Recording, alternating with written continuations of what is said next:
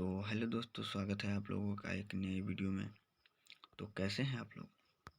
उम्मीद है बहुत ही अच्छा होंगे। और इस वीडियो में बहुत ही आप लोग क्लास 12th का हिंदी को बहुत ही अच्छे तरीके से समझेंगे। इसके टॉपिक में हर एक टॉपिक का मैं अच्छे से समझाने का प्रयास करूँगा। तो देखते हैं, यहाँ से हम शुरू करते हैं। इसमें पहला चैप्टर है उस बातचीत, दूसरा चैप्टर है उसने कहा था, तीसरा चैप्टर संपूर्ण क्रांति। इसी तरह से आगे भी चैप्टर हैं जो बहुत ही अच्छे हैं। तो आज हम लोग किताब के जो है प्रश्न के VI क्वेश्चन को देखेंगे। तो देखिए आप लोग कितना अच्छे से हम चलते हैं। तो दोस्तों ऐसे पढ़ाई करिएगा, एक एक क्वेश्चन याद होगा। नहीं याद हुआ तो यह गारंटी है मेरा, देखिए कि कैसे याद होता है। तो शुरू करते हैं हम बातचीत। बातचीत क्या है? तो बातचीत के लेखक हैं, बातचीत के जो लेखक हैं बाल कृष्ण भट्ट है। बातचीत के लेखक कौन है? तो बाल कृष्ण भट्ट है। बातचीत के लेखक बाल कृष्ण भट्ट है। बाल कृष्ण भट्ट का जन्म कब हुआ था? तो बाल कृष्ण भट्ट का जन्म 23 जून 1844 को हुआ था। 23 जून 1844 को हुआ था। ठीक है दोस्तों, पूछ रहा है कि इसका निवास स्थान। इसमें सब दोस्तों आप लोग को याद करने को मिलेगा कि कौन सा, कहाँ हुआ था, कैसे हुआ था, शिक्षा उसा सब देंगे। आप लोग बस आगे की वीडियो देखते रहे, बने रहे हमारे साथ आगे तक। तो इनका जन्म मतलब कहाँ हुआ था? ये बोले तो निवास स्थान इनका कहाँ था?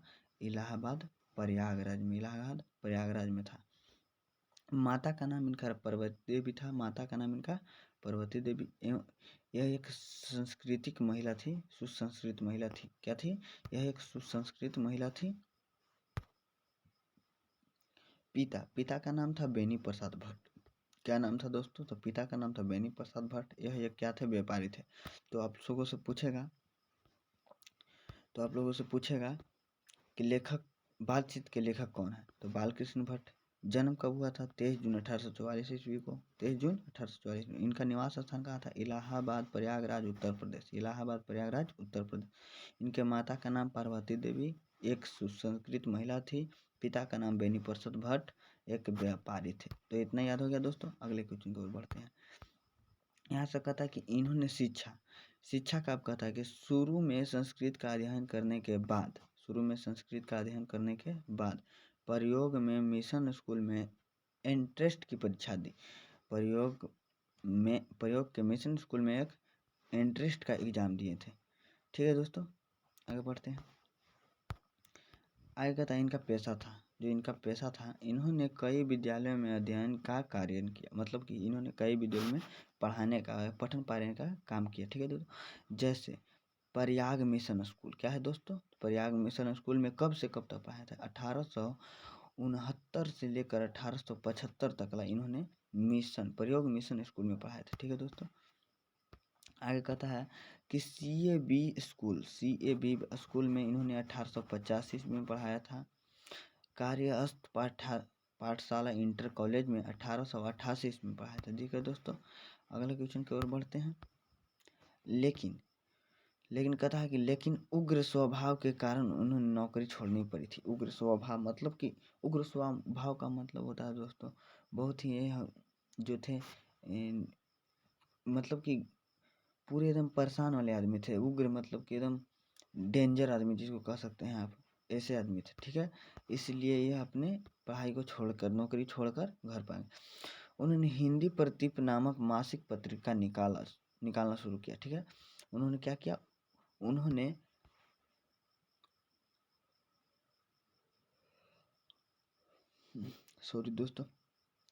हिंदी प्रदीप नामक मासिक पुस्तिका जो है पत्रिका निकालना शुरू किया।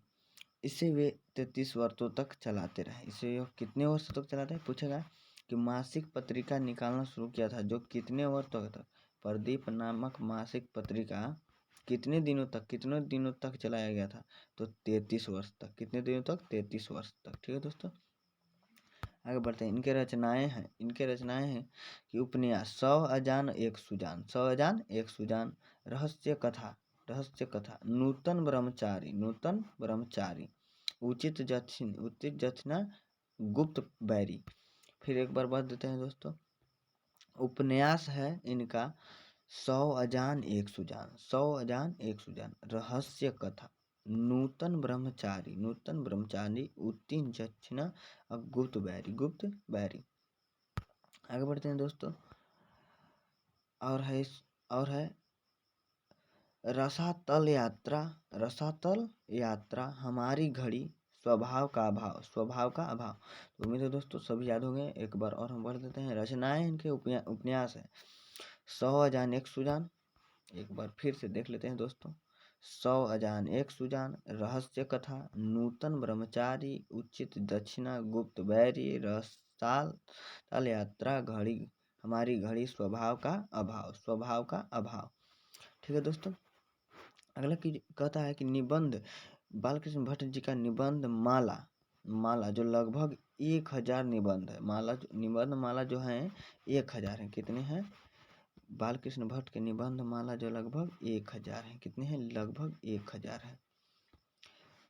इनके नाटक को देखते हैं दोस्तों। अब नाटक है पद्मावती। नाटक क्या है? पद्मावती। शिशुपाल वध, दमयंती स्वयंवर, शिक्षा दान, मेघनाथ वध, सीता वनवास। तो ये दोस्तों रामायण का पूरा नाम ही रख दिए लगता है कि पद्मावती, शिशुपाल वध, दमयंती स्वयंवर, शिक्षा दान, मेघनाथ वध, सीता वनवास। ठीक है दोस्तों। फिर कहते हैं अगर और है चंद्रसेन। एक बार बढ़िया से देख लेते हैं दोस्तों, फिर आगे बढ़ते हैं। चंद्रसेन पतित पंचम, वृहनला, इंग्लैंडेश्वरी और भारत जननी। ये जो है दोस्तों बहुत बार पूछा गया है। दमयंती स्वयंवर क्या है? जो बहुत बार पूछे जाने वाला प्रश्न है दमयंती स्वयंवर। इसको आप अच्छे से याद कर लीजिएगा। और है वृहनला, इंग्लैंडी स्वयंवर और भारत जननी। ठीक है दोस्तों। आगे बढ़ते हैं। और भारतवर्ष कली। ठीक है दोस्तों। भारतवर्ष कली। और है कट्टर सुम की एक नकल, एक रोगी और एक वैद आदि। एक बार और अच्छे से कर देते हैं दोस्तों।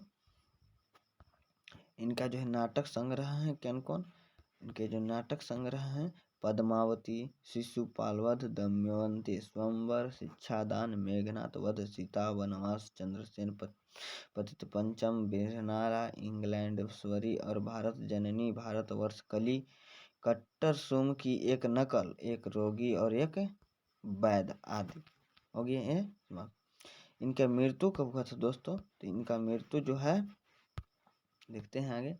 इनका मृत्यु 20 जुलाई 1914 ईस्वी को हुआ था। 20 जुलाई 1914 ईस्वी को हुआ था। 20 जुलाई 1914 ईस्वी को हुआ था दोस्तों। कितना? 20 जुलाई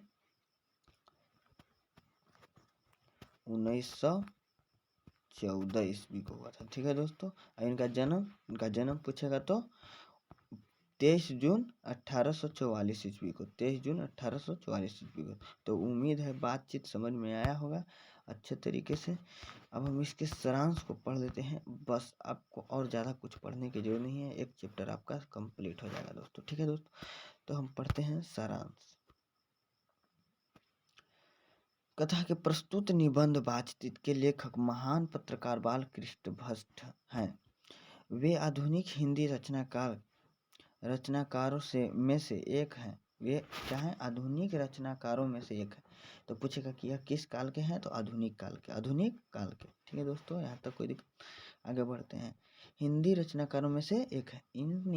इस निबंध में लेखक मनुष्य को वाक शक्ति का सही इस्तेमाल करने की सलाह देते हैं। इस निबंध में क्या करते हैं दोस्तों? तो बालकृष्ण भट्ट जो है मनुष्य को वाक शक्ति का सही इस्तेमाल करने का सलाह देते हैं। क्या करते हैं? सलाह देते हैं। आगे बढ़ते हैं। कहते हैं कि लेखक बताते हैं कि वाक शक्ति न होती तो, कहते हैं कि लेखक कि अगर हम में वाक शक्ति न होती तो इस सृष्टि गूंगी क्या हाल होता? गूंगी सृष्टि जो है गूंगी होती और क्या हाल होता? मनुष्य इसी शक्ति के कारण पशुओं से अलग है। मतलब कहने का इनका तात्पर्य है जो पशु हैं बोल नहीं पाते हैं वे उनसे तो बहुत अच्छे मनुष्य हैं। ठीक है दोस्तों, बहुत अच्छे क्या हैं तो मनुष्य हैं। सॉरी दोस्तों, यहाँ पर हम आगे देखते हैं।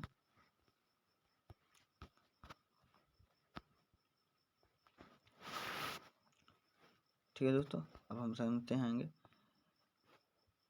पशु से अलग है यहाँ तो दोस्तों।